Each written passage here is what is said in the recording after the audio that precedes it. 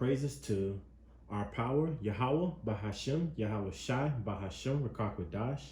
All praises to our power, Yahweh, Bahashem, Yahweh Shai, Bahashem, Rakakwadash. Double honors to GMS, the elders and apostles and bishops of GMS for teaching me this truth. Double honors to the brothers on down as well. Shadawan to the Akim and the Aqua that's believing in this truth and trusting in it. This is your brother Awar coming back, Lord willing, with an edifying video. I thought this would be something good to bring out today. I've been trying to get around to this video for a minute, to be honest, but this is a good video that I want to bring out, just you know, for those new coming into the truth, you know, just to give you some more education on what's going on, because you know we all been lied to on through Esau and their tactics, you know, with the, you know, especially with, you know, their agenda and everything. And a lot of the people in the world know what's going on and what's about to happen as far as the agenda. On the spiritual concept, they don't know, but far as like the carnal, which is, you know, the flesh aspect, you know, hey, they understand that, you know, it's going to be a World War III. There's going to be, you know, some, you know, violence and, you know, dark days ahead that we're going into, which they don't understand the name of it. It's called Jacob's Trouble, which is Jeremiah 30:7 and Daniel's 12:1. You know, what is the other one? Yeah, Daniel's 12:1. Okay, yeah. Anyway, but I want to bring this out, Lord willing. This is edifying. You know, because they talk about a lot of stuff in this video, and I'm going to start off by saying this video is just used for education purpose. It's not for clout, you know, any type of, you know, money or anything. This is just education purpose to, you know, bring out, you know, teaching. So, you know, have to put that out there because, you know, YouTube, they will strike you. But it's just for education purpose, just to bring out, you know, give you guys a kind of idea of what's going on. So, Lord willing, this is edifying. As world government is the culmination of history's progress. That was Michael Birkin in his book, A Culture of Conspiracy, Apocalyptic Visions in Contemporary America. Now, we've all heard about this New World Order idea and what it entails. We hear things like a one world government, a one world monetary system, and a single unit currency, a one world language, a one world religion, a one world military, a depopulation agenda. But if we deep dive into each of these, we'll see that the one world government idea, we move from monarchies to nation states to the corporate state, and from the corporate state to the global state.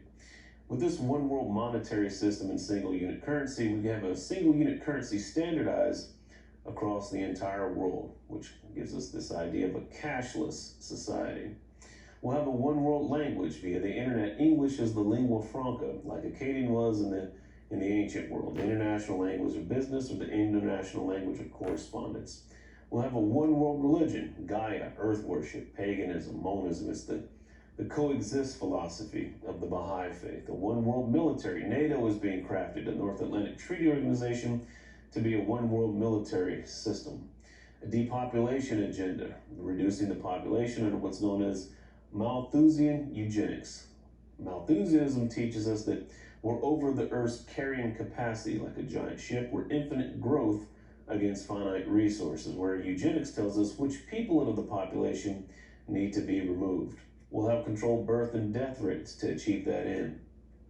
Now, what does this mean for you and I? What is the actual end game? Well, it's the end of the line for things like national sovereignty and constitutional republics, or private property and private land ownership. The mom and pop shops will be replaced or consumed by sustainable production.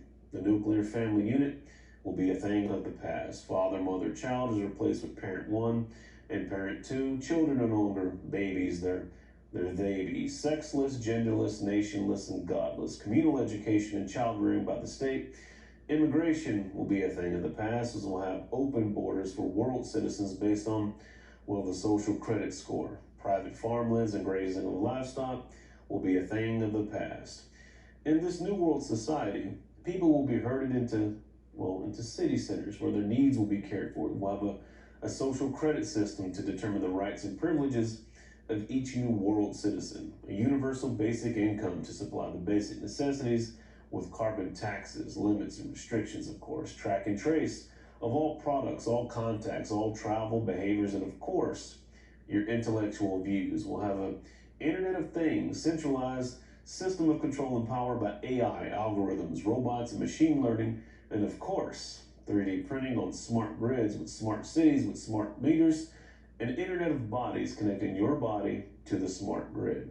All businesses will be public-private partnerships with the government following the 17 Sustainable Development Goals, the ESG guidelines, and of course, the 3 E's, economy, ecology, and equity. The United Nations control will be governed through these SDGs, these 3 E's and ESGs via major asset managers like BlackRock, Vanguard, State Street, and Berkshire Hathaway. Control over all private property, the means of production, and all avenues of trade is a standard definition of communism.